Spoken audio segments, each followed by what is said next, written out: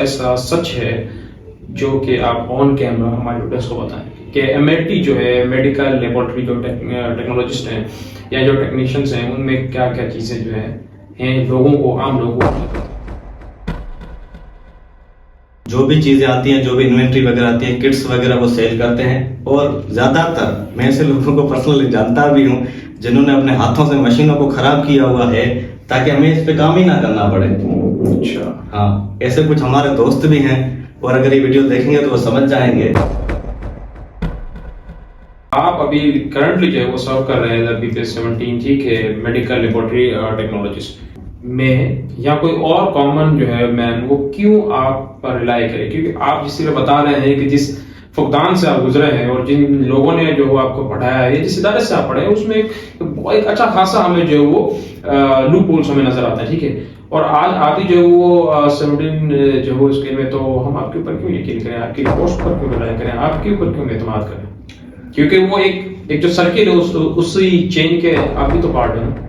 अपने जो भी बच्चे जो एमएलटी से पढ़ रहे हैं या पब्लिक हेल्थ से पढ़ रहे हैं उनको वहाँ पे ट्रेनिंग दे दे। बस हम तो यही चाह रहे हैं कि नौजवानों को जितना फैसिलिटेट किया जा सके, प्रैक्टिकल वर्क के अंदर इतना किया जा सके। जी, वेलकम बैक हमारे यूट्यूब चैनल नेक्टोफिलिया पर। आज का जो मौजू है जिसके ऊपर हम बातचीत करने जा रहे हैं, पाकिस्तान के अंदर इसके ऊपर ना तो बात की जाती है और ना ही जो है इसके ऊपर एज सच जो है वो किसी भी तरह का कोई हमें डिस्कशन नजर आती है। आज के हमारे गेस्ट राजेंद्र कुमार, जो कि करंटली सोशल सिक्योरिटी में मेडिकल लेबोरेटरी टेक्नोलॉजिस्ट हैं BPS 17। तो आइए इनसे मिलते हैं, इनसे जानते हैं कि पाकिस्तान में जो एमएलटी है इसकी क्या इसका स्कोप है और पाकिस्तान में ये किस कदर अहमियत का हामिल है। राजेंद्र, सबसे पहले बहुत बहुत शुक्रिया आपका कि आपने हमें अपना कीमती वक्त दिया। सर, आपकी बड़ी मेहरबानी, आपने हमें मदद किया अपने यूट्यूब चैनल पर। और इसी हवाले से हमें कुछ बातें हैं जो मुझे अपने कोलिग्स या अपने क्लास फेलोज जो भी थे मेडिकल लैब टेक्नोलॉजी वाले, उनसे बातें करनी थी, तो ये प्लेटफॉर्म एक अच्छा मिल गया है। एमएलटी जो है वो सिर्फ एक सिंपल जो है वो कलेक्शन बॉय की तरह जो है वो देखा जाता है, या बाकी में पाकिस्तान में इसकी कोई अहमियत है या इसका कोई कैरियर ग्रोथ इसकी है? कैरियर ग्रोथ के चांसेस तो इसके अंदर बहुत ज़्यादा हैं। जैसे मेडिकल लैब टेक्नोलॉजी की ग्रेजुएशन होती है, इसी साल उसके बाद इसके अंदर एमफिल प्रोग्राम वगैरह हो सकते हैं। और इनको प्रोग्राम को अवेल करने के बाद वो लोग जिन्होंने वो प्रोग्राम किए होंगे वो लैब सुपरवाइजर बन सकते हैं, क्वालिटी एश्योरेंस सुपरवाइजर बन सकते हैं, लैब मैनेजर वगैरह तक की वैकेंसियाँ वगैरह आती हैं। पाकिस्तान में आज भी अगर हम देखें तो एमएलटी जो है वो मेडिकल लेबोरेटरी टेक्नोलॉजी जो है उसकी काउंसिलों में नजर नहीं आता। सो द क्वेश्चन इज कि इसको कौन जो है वो चला रहा है? क्या वो बिजनेसमैन है या फिर प्रोफेशनल्स?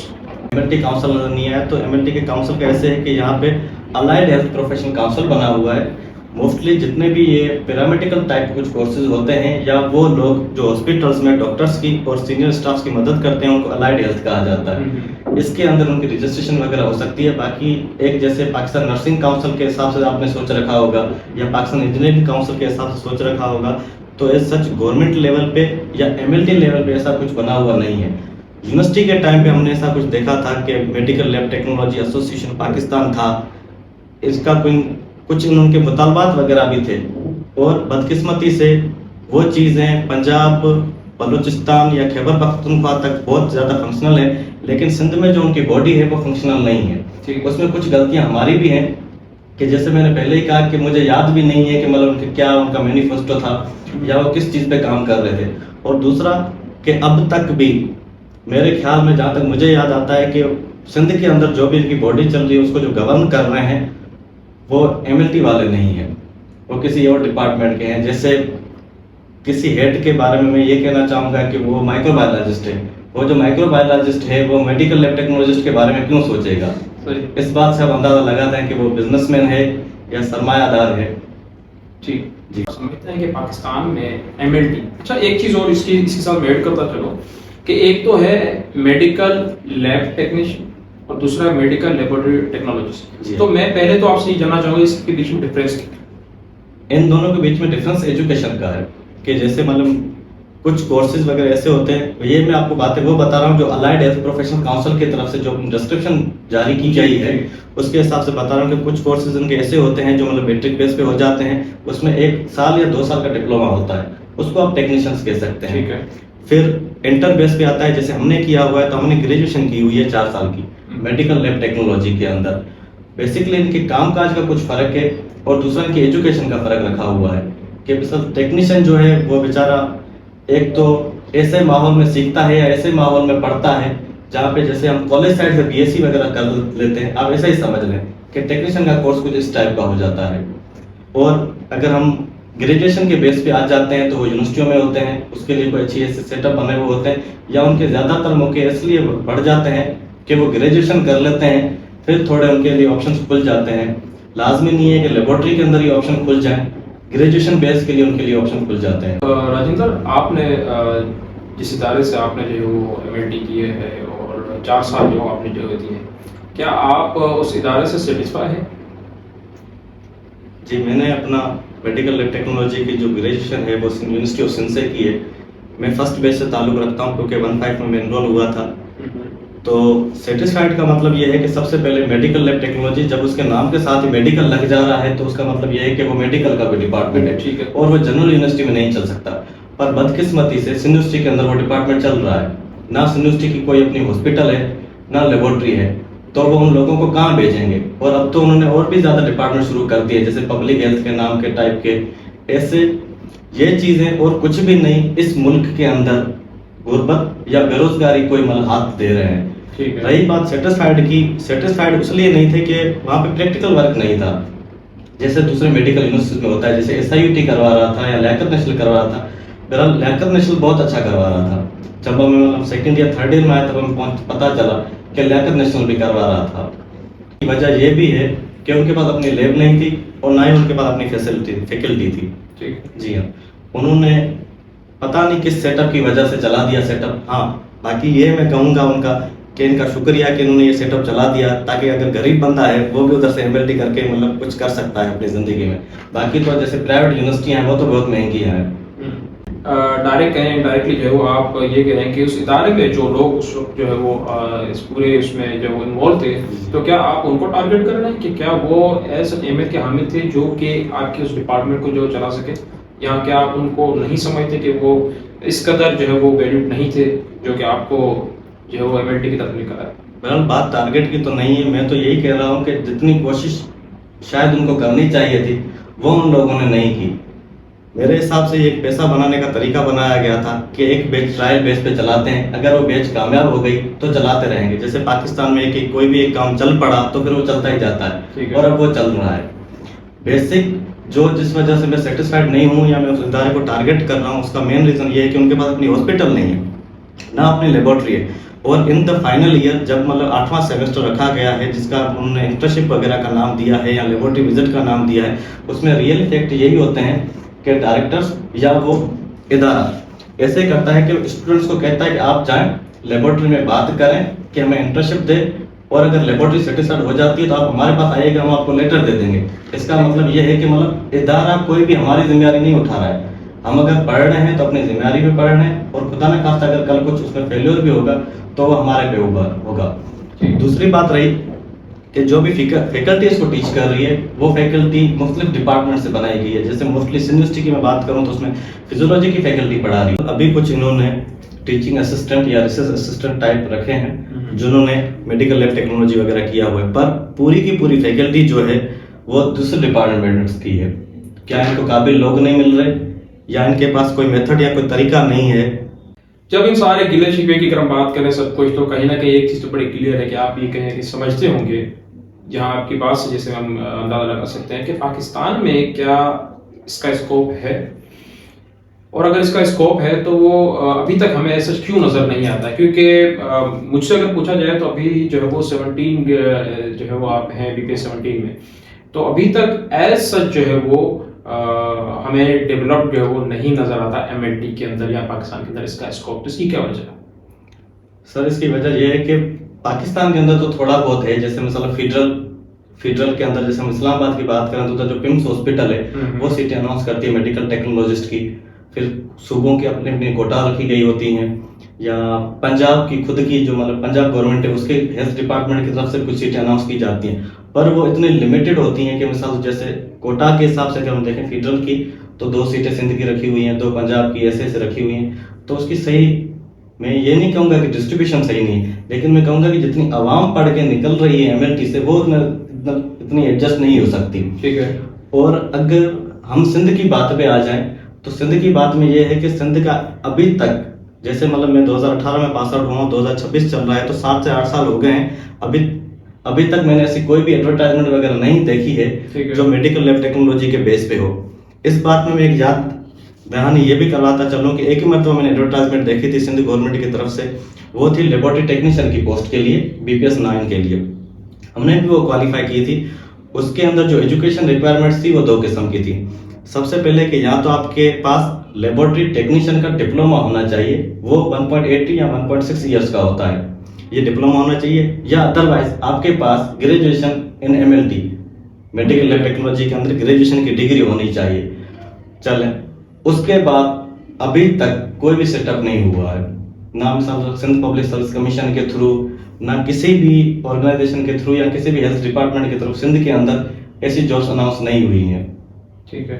अच्छा, जैसा कि इसमें कोई दो राय नहीं है कि न सिर्फ अगर हम सिंध की बात करें, ओवरऑल पाकिस्तान की बात करें तो हमारे पास जो अनस्किल्ड लेबर जो है वो ज्यादा है। ठीक है, अनएम्प्लॉयमेंट तो है ही है, उसी के साथ साथ अंडर एम्प्लॉयमेंट भी हमें ज्यादा नजर आती है। क्योंकि देखिए वही बात है जैसा कि आपने कहा कि आपके जो डिपार्टमेंट की तरफ से ना आपको वो एज प्रैक्टिकली कुछ चीजें नहीं हुई, लेकिन उसी के साथ साथ अगर हम देखा जाए तो अगर हम सिंध की बात करें तो हमारे पास यहाँ पर वही जो एक मिसमैच जो स्किल्स हैं वो ज्यादा हमें नजर आती हैं। ठीक है, कहीं ना कहीं पर इसीलिए एक सबसे बड़ा फुकदान रहा है कि मेजॉरिटी जो है वो जरूर जो एक खासा ऐसा तबका है, जैसे सिंध यूनिवर्सिटी की आपने एग्जाम्पल दी। ठीक है, इसी तरीके से कहीं ना कहीं वो अपना रोजगार देखते हैं।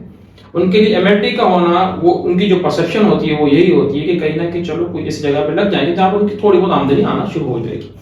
लेकिन एक ये भी एक बड़ी जो है वो इम्पोर्टेंट बात है कि अभी तक सिंध गवर्नमेंट की अगर हम बात करें तो हमें वो जॉब पैटर्न अभी तक इसका क्लियर हमें नजर नहीं आ रहा। ठीक है, लेकिन इसी के साथ साथ एक और चीज है वो ये कि एक तो एमएलटी की हमें इंपॉर्टेंस नजर नहीं आती। ठीक है, जबकि अगर बाहर अगर बात करते हैं दुबई के अंदर इसकी एक खासा इसकी वैल्यू है जी, बाहर मुल्कों में इसकी बहुत ही अच्छी ज्यादा वैल्यू है और उसकी एक अच्छी पे भी है जी। लेकिन पाकिस्तान के अंदर देखा जाए और अगर हम सिंध की स्पेशली बात करें तो हमें कहीं ना कहीं वो 6 महीने और 1.5 साल के अंदर जो है वो हमें उसके डिप्लोमा भी होता हुआ नजर आता है। ठीक है, अब इस डिप्लोमा की सूरत में हमें क्या नजर आता है कि जो आपके पास जो एमएलटी यानी कि मेडिकल लेबोरेटरी जो टेक्नोलॉजिस्ट हैं या टेक्नीशियंस हैं, अब वो जो है बहुत ही कम उनको जो वो पे मिलती है। ठीक है, लेकिन वो जो डिप्लोमा जो कर चुके हैं वो जो है बेहतर जो है उसकी अर्निंग कर रहे हैं। तो ये जो एक पूरा हमें एक रोलर कोस्टर जो राइड जो नजर आती है, तो आप क्या समझते हैं कि इसके पीछे एक कौन सा वो जो है वो माइंडसेट है जो कि अभी तक जो है वो इसको एक डिक्लाइन की तरफ लेके जा रहा है? सबसे पहले तो इसमें जो बात आती है वो गवर्नमेंट की तरफ से जो मिनिमम वेज वगैरह का जो फार्मूला वगैरह अप्लाई किया जाता है उस बात पे इम्प्लीमेंट ना होना। अगर उस बात पे इम्प्लीमेंट हो जाता तो सबसे पहले इनकी सैलरी अच्छी हो जाती, या फिर जैसे मतलब इनको सही तरीके से कंपनसेट किया जाता। अभी भी सिंध के अंदर या खास करके पाकिस्तान के अंदर ऐसे इदारे मौजूद हैं जो लेबोरेटरी टेक्नोलॉजिस्ट को 15 से 20 हज़ार रुपये देते हैं। आप जिस शहर में रह रहे हैं आप उसी शहर के अंदर जैसे कोई मेडिकल सेंटर वगैरह उधर जाके लेबोरेटरी वाले बंदे से पूछ लें तो 8 से 12 घंटे ड्यूटी करता है और उसको तनख्वाह कितनी मिलती है? 10,000, 12,000, 20,000 रुपये। मतलब वही कह सकते हैं कि लेस देन अ फूड पांडा राइटर, ऐसे ही है। ठीक, तो और वो बैठा कहाँ पे है? एक रिस्क वाली जगह पे बैठा हुआ है कि अगर उससे कोई टेस्ट गलत लग जाएगा तो मतलब आप उसको जान से मार देंगे। और बहरहाल उसके पास उसके ऊपर जिम्मेदारी भी बड़ी है, लेकिन आप उसको पे क्या कर रहे हैं? कुछ भी नहीं। ठीक, ये मेरे पर्सनल जो है वो इंसिडेंट हुआ मेरे साथ। वो ये कि एक रिपोर्ट थी जिसमें हेपेटाइटिस बी, ठीक है, वो पॉजिटिव थी। अब एक हमने जहां से हमने कराया प्राइवेट में, वहां से वो बता रहे हैं कि ये जो है वो पॉजिटिव है, लेकिन वहीं पर अगर जब गवर्नमेंट हॉस्पिटल जब करा रहे हैं तो उसकी जो है वो हमें नजर आती है कि वो बता रहे हैं नेगेटिव। तो ये भी एक उसके बाद काफी जो सर्वे करने के बाद जो वहाँ के डॉक्टर्स हैं उन्होंने जो है वो काफी इस चीज को हाईलाइट करते हुए ये भी कहा कि कहीं ना कहीं एक प्रेशर ग्रुप जो है वो बिल्ड किया हुआ है इन इदारों के अंदर, यानी कि वो जो इंस्टीट्यूशनल जो पॉलिटिक्स जो होती है उसकी बेसिस पर कि वो रिपोर्ट्स के अंदर, ठीक है, वो कहीं ना कहीं उसमें रद्द बदल भी करते हैं। वो माइनर चेंजेस भी आ जाती हैं। तो सही। आप क्या चीज को एग्री करते हैं? क्योंकि देखिए आपकी जो रिपोर्ट होती है वो डिसाइड करती है किसी की लाइफ और किसी की डेथ। बिल्कुल ठीक है, उसी को जब वो डायग्नोस करेंगे उसी के बाद उसका इलाज और सारी चीजें होती हैं। सही। तो आप क्या समझते हैं कि क्या इस तरीके की जो पॉलिटिक्स है, इस तरीके की जो इन्वॉल्वमेंट है जिसकी बेसिस पर जो है वो किसी की लाइफ के साथ जो खेलना, तो आप क्या समझते हैं कि ये इस तरीके का जो इंस्टीट्यूशनल जो क्राइसिस है ये आगे चल के किस तरफ हमें ले जाएगा? कि अगर आप गवर्नमेंट सेक्टर चेक करेंगे, गवर्नमेंट सेक्टर्स में अकाउंटेबिलिटी नहीं होती। ठीक है। इसमें ज्यादातर सबसे बड़ा मसला अकाउंटेबिलिटी का है। अकाउंटेबिलिटी ना होने की वजह से, जैसे जो सिनेरियो आपने बताया, आपने कहा कि उन्होंने हमें नेगेटिव रिपोर्ट दी है, उसके अंदर फिर उन्होंने कोई मिस हैंडलिंग वगैरह की है, इस टाइप की आप बात कर रहे हैं। और मैं कह रहा हूँ हो सकता है उसने वो टेस्ट ही परफॉर्म ना की, उसके पास वो किट ही मौजूद ना हो।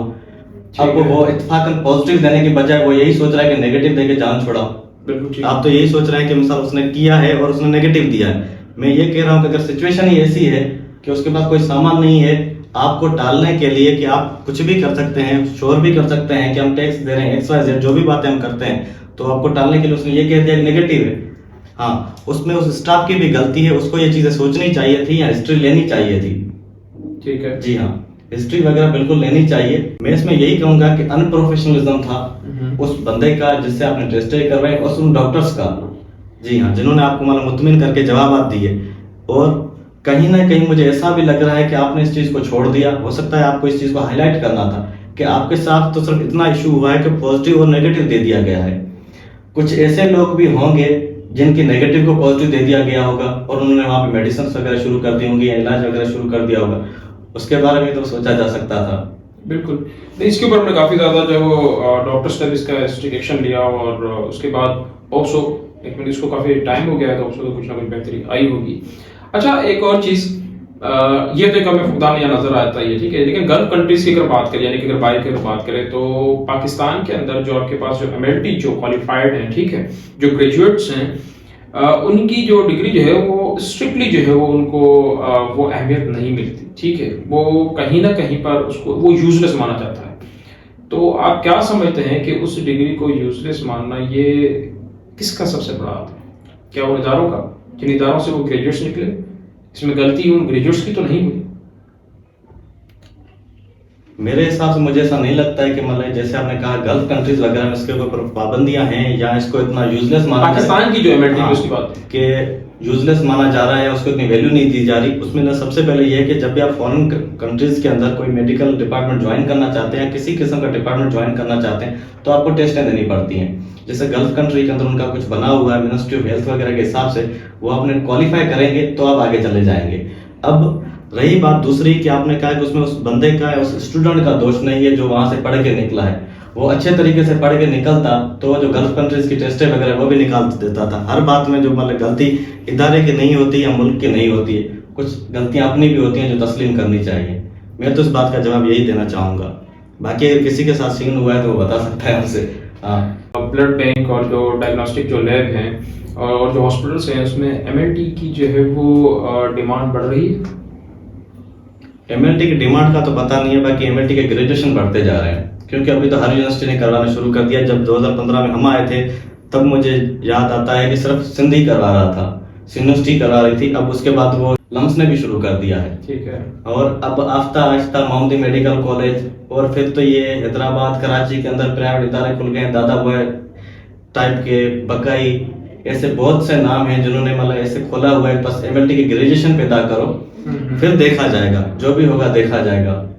वो ऐसे ही करते जा रहे हैं। तो ग्रेजुएशन के बेस पे तो मैं यही कहूंगा कि पाकिस्तान के अंदर हमें सोच समझ कर तालीम हासिल करनी चाहिए, क्योंकि इस मुल्क के अंदर हमारी तालीम का वो मकसद वो बिल्कुल भी नहीं है कि हम शऊर हासिल करेंगे। यहाँ पे पढ़ाई का मकसद यही है कि हम अच्छी जॉब ले सकेंगे, अच्छा पढ़ने से अच्छी जॉब ले सकेंगे। ठीक है। तो मैं नौजवानों को यही कहूंगा कि अच्छा पढ़ें और अच्छी जॉब ले लें। अंदर आपने जो है वो काफी ज्यादा अच्छा खासा क्रिटिसाइज किया अपने इदारे को जहाँ से आप ग्रेजुएट हुए और जिन लोगों ने आपको जो है वो पढ़ाया। मेरा आपसे यही सवाल है कि मैं या कोई और कॉमन जो है मैन वो क्यों आप पर रिलाई करे, क्योंकि आप जिस तरह बता रहे हैं कि जिस फुकदान से आप गुजरे हैं और जिन लोगों ने जो वो आपको पढ़ाया है, जिस इदारे से आप पढ़े हैं, उसमें एक अच्छा खासा हमें जो है वो लूप होल्स हमें नजर आता है। ठीक है, और आज आदि जो है वो 17 जो वो स्केल में, तो हम आपके ऊपर क्यों यकीन करें, आपकी रिपोर्ट्स पर क्यों रिलाई करें, आपके ऊपर क्यों एतमाद करें? क्योंकि वो एक जो सर्किल है उसी चेन के आप भी तो पार्ट है ना। सबसे पहले ये है कि आपने मतलब मुझ पे तो बिलीव करना ही नहीं है, मेरी रिपोर्ट्स पे बिलीव करना है। और लेबोरेटरी की जो भी रिपोर्ट्स होती हैं उसके लिए क्वालिटी एश्योरेंस सिस्टम ऑर्गेनाइज जो होता है, जो हमारी क्वालिटी कंट्रोल और हमारे कैलिब्रेशन वगैरह को चेक करता है कि हम जितनी भी मशीनें वगैरह यूज़ कर रहे हैं, जितने भी इंस्ट्रूमेंट वगैरह यूज़ कर रहे हैं, वो उस स्टैंडर्ड रेंज के अंदर, जिसको हम कंट्रोल या कैलिब्रेशन कहते हैं, कि उसके अंदर काम करते हैं या नहीं करते हैं। जी हाँ। और दूसरी रही बात कि मैंने सब सिस्टम को क्रिटिसाइज किया है और मैं खुद भी उधर से निकल के आया हूं, तो मैंने क्रिटिसाइज उस मैनर में किया है कि वो बेहतर कर सकते थे और अभी भी बेहतरी की जरूरत है। मैंने ऐसे नहीं कहा कि उन्होंने जस्ट बस यूनिवर्सिटी में हमें बुलाया और मतलब पैसे लिए और बोला ये एमएलटी की डिग्री लेके निकल जाओ। इन्होंने बहुत अच्छे तरीके से हमें पढ़ाया है, लेकिन जो उनके पास कमी थी वो कमी अभी भी मौजूद है कि उनके पास अपनी कोई भी हॉस्पिटल नहीं है। वो अगर इस चीज़ को बेहतर करना चाहते हैं, मैं स्पेशली यूनिवर्सिटी की बात करूंगा कि अगर यूनिवर्सिटी इसको बेहतर करना चाहती है तो वो कोई एक हॉस्पिटल खोल ले, अपने पास कोई एक डिस्पेंसरी खोल ले।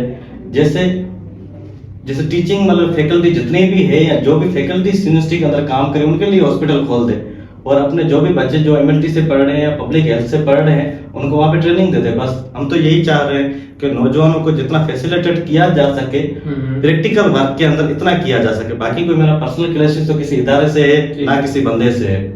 अच्छा, एआई और जो ऑटोमेशन जो है किस तरह जो है वो लेबोरेटरी जो है उसको ज्यादा मुतासिर कर रहा है? जैसे एआई का दौर वगैरह जो है वो तो अभी शुरू हुआ है, लोग उसको पता नहीं क्या समझ रहे हैं। मोस्टली लोग तो उसको इमेज जनरेशन वगैरह समझते हैं, लेकिन लेबोरेटरी के अंदर या मेडिकल फील्ड के अंदर ये एआई बहुत बड़े टाइम से चल रहा है। आपने देखा होगा रोबोटिक सर्जरीज वगैरह जो हो रही हैं, या हमारे पास लेबोरेटरी में पहले सब काम मैनुअल होता था, लेकिन अब ऐसी मशीन्स आ गई हैं जिसमें हमें जस्ट सैंपल शिफ्ट करना होता है, सैंपल शिफ्ट करना होता है या जस्ट रखना होता है, वो ऑटोमेटिक हर चीज वगैरह कर रहा है। ऐसी हम मशीनें देख के आए हैं। सीबीसी एनालाइजर की जैसे मैं बात करूं तो वो इवन की स्लाइडें तक बना रहे हैं और उनको स्कैन वगैरह हर चीज करके रिपोर्ट दे रहे हैं। ठीक है, तो एआई हमारे काम को रिप्लेस नहीं कर रही है, हमारे काम को मॉडिफाई कर रही है, अच्छे तरीके से कर रही है, बेहतरीन तरीके से कर रही है कि उसमें ह्यूमन एरर के जो भी चांसेस होते हैं वो खत्म हो जाते हैं। बाकी अगर कोई एरर्स वगैरह जो बचते हैं, सिस्टम एरर बचते हैं या जो मशीनरी के एरर्स हैं, उसके लिए बायोमेडिकल डिपार्टमेंट वगैरह है वो चेक कर सकते हैं। और हाँ, इसी बात को आगे चलते हुए मैं ये कहना चाहूंगा कि जितना ज्यादा हो सकता है जिद्दत लाई जाए मेडिकल की फील्ड के अंदर, खास करके सिंध और पाकिस्तान के अंदर। अभी तक हम बड़े पुराने सिस्टमों पे चल रहे हैं। ठीक है, इधर ऐसी बहुत सी हॉस्पिटल्स हैं जिनका मैं नाम नहीं लेना चाहता हूं, लेकिन वो ट्यूब वॉश करते हैं, स्लाइडें वॉश करते हैं। और इसी प्लेटफॉर्म से मैं एक और बात करना चाहता हूं, जो एचआईवी की कंडीशंस चल रही हैं। ठीक है, सिंध के अंदर एचआईवी की कंडीशंस बहुत ज्यादा बढ़ गई हैं। उसकी ज्यादातर कंडीशन यही होती है कि जो हम ऐसे चीजें इस्तेमाल करते हैं जो इन्फेक्टेड लोगों से आते हैं। ठीक है, उसमें अगर आप लोगों से पूछेंगे तो आपको मिसाल देंगे कि भाई हम नाई के पास जाके बाल कटवाते हैं, नेल कटर इस्तेमाल करते हैं, लेकिन ज्यादा से ज्यादा ये चीजें हॉस्पिटल से फैलती हैं। हॉस्पिटल के अंदर जितना भी स्टाफ खास करके सरकारी सेटअपों में काम कर रहा होता है वो यही समझता होता है कि क्या हो जाएगा। उनको ये नहीं पता कि हम खुद बीमार हो जाएंगे और हम अपने घरों पे जा रहे हैं, मतलब कि हम सोसाइटी को ही कंट्रीब्यूट कर रहे हैं इस बीमारी के लिए। जैसे एचआईवी अभी बहुत ज्यादा बढ़ गया है, ऐसे बहुत सी बीमारियां हैं जो पाकिस्तान में खत्म होने का नाम ही नहीं ले रही। वो उसलिए नहीं ले रही कि जो हेल्थ केयर के लोग हैं या जैसे हम लोग काम जो कर रहे हैं, हम उन चीजों का जो बायो हैजर्ड है या उनका जो वेस्ट है उसको सीरियस नहीं ले रहे हैं। बस कहीं भी कचरे की तरह, जैसे आम कचरा उसकी तरह फेंक दिया, कागज भी उधर फेंक दिया और इस्तेमाल किया हुआ सिरिंज भी उधर फेंक दिया। वो कौन सा ऐसा सच है जो कि आप ऑन कैमरा हमारे ऑडियंस को बताएं कि एमएलटी जो है मेडिकल लेबोरेटरी जो टेक्नोलॉजिस्ट हैं या जो टेक्नीशियंस हैं उनमें क्या क्या चीजें जो हैं लोगों को, आम लोगों को नहीं पता? यहाँ पे ऐसे मैं टारगेट तो नहीं करूंगा मेडिकल लैब टेक्नोलॉजिस्ट को या मेडिकल लैब टेक्नीशियन को। बाकी मैं ये बात ये कहूंगा कि मेडिकल की फील्ड के अंदर चोरियां बहुत होती हैं। ठीक है, स्टाफ जो भी चीजें आती हैं, जो भी इन्वेंट्री वगैरह आती है, किट्स वगैरह वो सेल करते हैं। और ज्यादातर मैं ऐसे लोगों को पर्सनली जानता भी हूँ जिन्होंने अपने हाथों से मशीनों को खराब किया हुआ है ताकि हमें इस पे काम ही ना करना पड़े। अच्छा, हाँ, ऐसे कुछ हमारे दोस्त भी हैं और अगर ये वीडियो देखेंगे तो वो समझ जाएंगे। हमारे कुछ ऐसे दोस्त भी हैं जिन्होंने ये काम बिल्कुल किया हुआ है और वो हमें फखरिया बताते हैं कि हमने फला मशीन को ऐसे कर दिया है, मशीन बिगड़ गई है। तो जब हम उनसे पूछते हैं उसका फायदा क्या, तो वो फायदा ये बताता है कि जब भी कोई पेशेंट आता है मैं उसको सीधा जवाब ये देता हूँ कि भाई मशीन खराब है। और दूसरी बात कि जितने भी ऑर्डर दिए जाते हैं हमें वो वर्बल बात में दिए जाते हैं। ठीक है, और इदारों के अंदर वर्बल कम्युनिकेशन की कोई भी वैल्यू नहीं होती है। जो भी चीज़ होती है रिटर्न में होती है। जैसे अगर आप हमसे पूछेंगे कोई रिपोर्ट हो रही है तो मैं आपको कह दूंगा नहीं हो रही है, बस। अब ये भी हो सकता है कि मैं आपको लिख के दे दूं कि यहाँ पे नहीं हो सकती है, ताकि फिर अगर आप अपना कोई भी कानूनी रास्ता लेना चाहें तो वो ले सकते हैं। बाकी यही चीज़ है कि ज़्यादातर प्राइवेट इदारों के अंदर और गवर्नमेंट इदारों के अंदर एक फ़र्क जो मैंने देखा था या जो मैंने महसूस किया था वो ये है कि गवर्नमेंट इदारों के अंदर हर बंदा खा रहा होता है, लेकिन प्राइवेट इदारों के अंदर होता है कि हर बंदे को खाने का वो मौका नहीं देते। वो जो टॉप लीडरशिप होती है सिर्फ वो खाती है। उससे फायदा ये होता है कि टॉप लीडरशिप खुद खाती है, लेकिन पूरा सिस्टम ऐसे चलाती है ताकि किसी को पता ना चले कि इधर खाया जा रहा है। ठीक है। और गवर्नमेंट सेक्टर ऐसे होता है कि छोटे से छोटा मुलाजिम खाना शुरू होता है ताकि सबको पता चल जाता है कि इधर खाना सिस्टम चल रहा है। उसकी वजह से, और दूसरा ये कि वो अपने ना अपने काम पे खुद रिलाय करते हैं, और जब वो उनको खुद को उन चीज़ों की जरूरत पड़ती है तो वो मार्केट की तरफ देखते हैं कि मार्केट में वो टेस्ट अच्छे से हो जाए, ठीक है, अच्छे तरीके से हो जाए, या फिर ऐसी हॉस्पिटल वगैरह हो जो हमें फैसिलिटी वगैरह प्रोवाइड करें। आप क्या समझते हैं कि जो एक आम इंसान है, अगर वो उनको क्या अवेयरनेस या क्या मैसेज देना चाहेंगे कि जब भी वो लेबोरेटरी में जाए, जब ये जो टेस्ट वगैरह के लिए, तो वो किन चीज़ों का जो वो ख्याल रखें, या क्या मैसेज देना चाहते हैं कि एक आम इंसान किस तरीके से इन चीज़ों से ज़्यादा अवेयर हो? ये बहुत ही अहम सवाल आपने किया है कि हमारे लोगों को या आम लोगों को कैसे पता चलेगा कि हमारे साथ क्या क्या चीज़ें हो रही हैं लेबोरेटरीज के अंदर या मेडिकल के अंदर। तो सबसे पहले उनको अवेयरनेस सेशन के इधर चलाने की बहुत ज़्यादा ज़रूरत है। हम अपनी या इधर लेबोरेटरी में जितनी जो टेस्टें होती हैं, जो मेन जो जैसे होती हैं, कुछ ब्लड, जैसे हम कह सकते हैं प्राइमरी लेवल पे जैसे ब्लड सीबीसी होती है, ग्रुप वगैरह होता है, इनके बारे में कुछ इन्फॉर्मेशन वगैरह दी जाए। और मैं लेबोरेटरी वालों से भी गुजारिश करूंगा कि अपनी जो रिपोर्ट्स वगैरह हैं वो ऐसी लैंग्वेज में प्रिंट करें जो लोकल लैंग्वेज हो इधर की, जैसे सिंधी है या उर्दू है, ताकि आम बंदा उसको पढ़ ले। अगर वो नहीं पढ़ सकता तो उसके खानदान में कोई पढ़ सकता है, वरना वो किसी से पढ़वा सकता है। इधर मोस्टली रिपोर्ट्स अगर इंग्लिश में होती हैं तो उनको लोग सही डिस्ट्रीब्यूट नहीं कर सकते। अच्छा, और अगर आप रिपोर्ट इंग्लिश में देना चाह रहे हैं तो अच्छी बात है कि उस पेज के पीछे एक डिस्क्रिप्शन दे दें उस पूरी रिपोर्ट के बारे में, कि जैसे सीबीसी रिपोर्ट है, सीबीसी रिपोर्ट का फुल फॉर्म क्या होता है, सीबीसी रिपोर्ट क्यों करवाई जाती है, कौन कौन से पैरामीटर्स हैं, कौन कौन से पैरामीटर्स अप जाने से क्या चीजें हो सकती हैं, डाउन जाने से क्या चीजें हो सकती हैं। मैं तो यही चाहूंगा या यही कहना चाहूंगा कि चीजों को जितना सिंपल रखा जाए और लोगों को समझने में मदद की जाए, यही अच्छा होगा। जी राजेंद्र, बहुत बहुत शुक्रिया आपका कि आपने अपना कीमती वक्त दिया। राजेंद्र, बहुत बहुत शुक्रिया आपका। Thank you.